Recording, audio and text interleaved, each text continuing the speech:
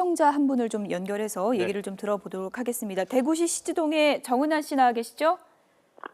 네, 여보세요? 예, 안녕하십니까. 전화 연결 감사드립니다. 예. 밤 8시 33분쯤에 이제 여진이 있었던 걸로 지금 확인이 됐는데 그 당시의 상황부터 좀 설명을 해주시죠. 저는 솔직히 12일 날 첫 예. 지진이 여기 대구에 있었을 때요.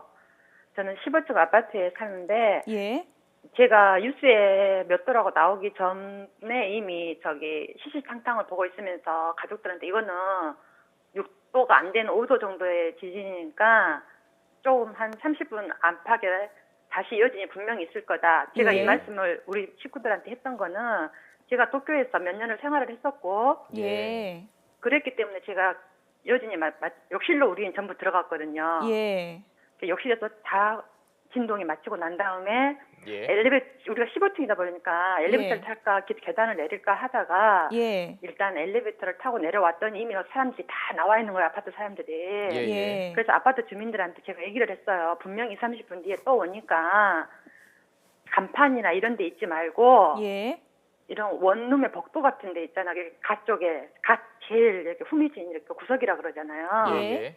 제가 그런 데 있으라고 주위 사람들한테 당부를 했었고 네. 그리고 그 밖에 있는 과정에서 2차 지진이 더 심하게 흔들렸었고 그리고 오늘 지진이 있었는데 네네. 오늘 같은 경우는 제가 집안에 있었지만 바닥에 있는 게 아니고 침대에 있었거든요. 예.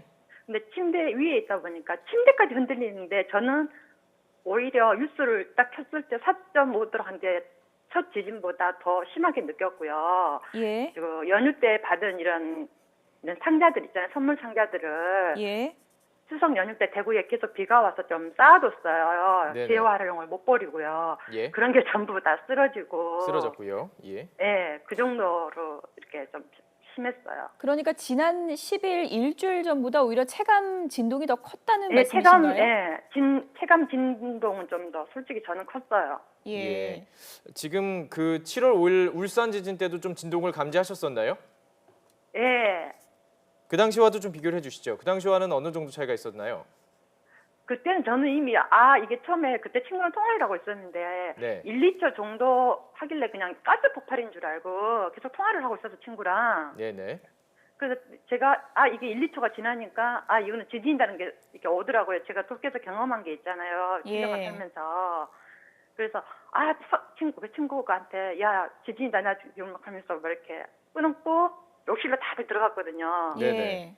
예. 예, 그리고 그때 상황이 좀 제가 더 오히려 한국에서는 처음 느꼈던 지진이었기 때문에 더구나 도쿄에서는 2층 건물 2층에 살았기 때문에 지진이 흔들려도 솔직히 5도 정도는 아무렇지도 않았거든요. 예.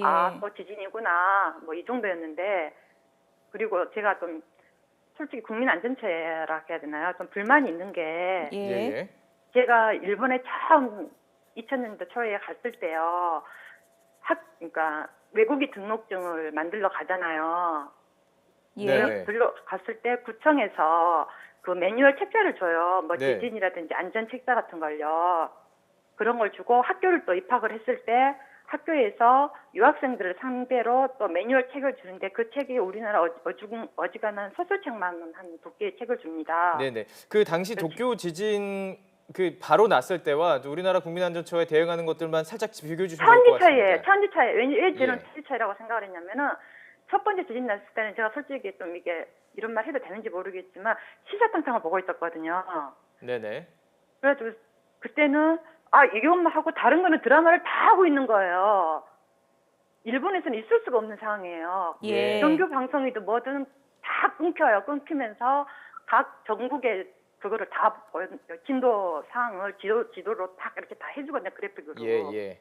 예. 근데 여기는 아무렇지 않은 듯이 예. 너무나 평온한 거예요. 네, 오늘 발생했던 여진 얘기를 좀 다시 해보면 예. 강한 강도를 좀 느끼셨다고 했는데 그게 몇 초 정도 어떤 방향으로 진행됐는지 혹시 기억이 나시나요? 그러니까 저는 솔직히 그래요. 오늘은 솔직히 좌우였거든요. 예. 좌우였지만 12일은 첫 번째 있었던 거는 분명히 저는 상하가 아니었어요. 좌우였어요. 상하가 아니라 좌우였다. 예. 그리고 아니. 첫 번째는 오히려 상하. 두 번째 예. 5.8은 예.